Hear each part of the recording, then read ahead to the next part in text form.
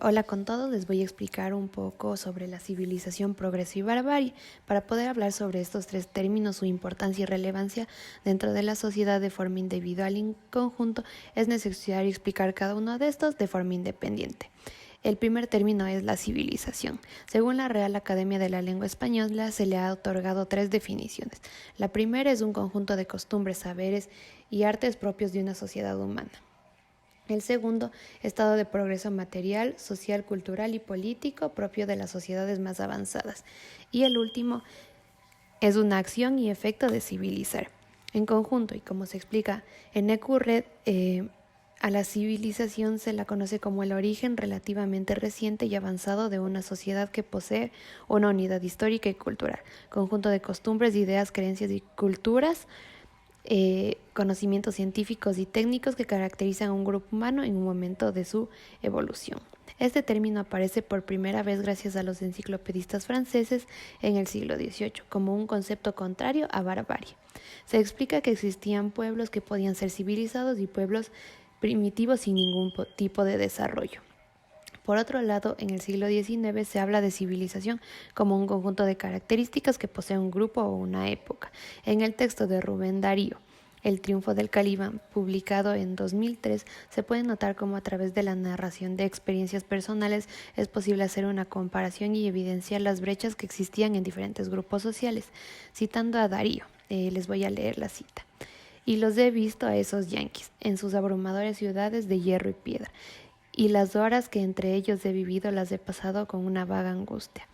Parecíame sentir la opresión de una montaña, sentía respirar en un país de cíclopes, comedores de carne cruda, herreros bestiales y habitadores de casas de mastodontes.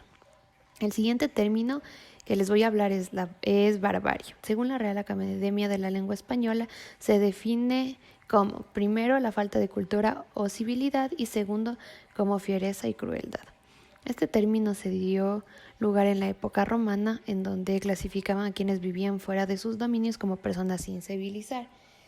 Se explica a la barbarie como una actitud poco civilizada, agresiva, semejante al comportamiento animal.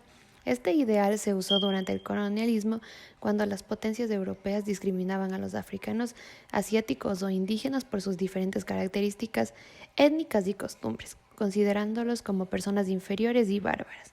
Por esta razón creían que estaba justificado el apropiarse de sus tierras. Además, la barbarie es analizada como un comportamiento humano que se hace de forma colectiva, cuando no existe ningún tipo de reflexión o hay una falta de educación.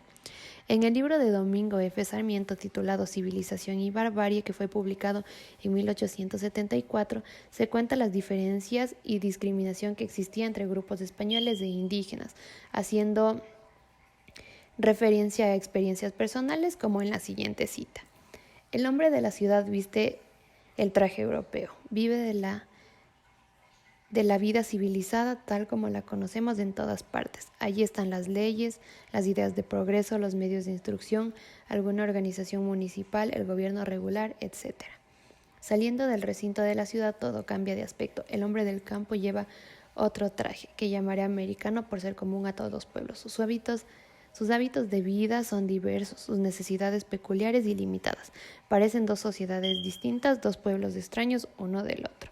En el último término es progreso. La Real Academia lo define como la acción de ir hacia adelante y también como un avance, adelante o perfeccionamiento.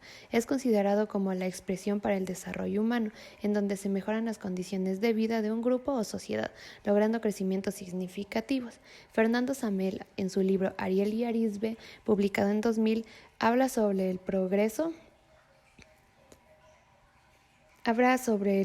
que ha tenido las sociedades latinoamericanas y han desarrollado su identidad. La cita que les puse de este texto es: en la progresiva definición de estos ideales se opone a América Latina bajo el signo de Ariel, genio libre y aéreo, y a Estados Unidos bajo el signo de Calibán, monstruo bajo y degradante. El dualismo entre los ideales desinteresados del espíritu y los ideales utilitarios de la práctica es una de las muchas figuraciones del pensamiento antiético. En conclusión, estos tres términos se relacionan de forma inminente. El progreso junto con la educación es el que delimita y diferencia una sociedad civilizada o bárbara. pero es importante recalcar que la brecha que existe entre ambos términos ha generado por años opresión, discriminación y violencia, ya que han sido utilizados como justificativos para que unos grupos se sientan superiores a otros y no para lograr un desarrollo común e igualitario. A continuación les pongo la bibliografía que usé para este video y muchas gracias por su atención.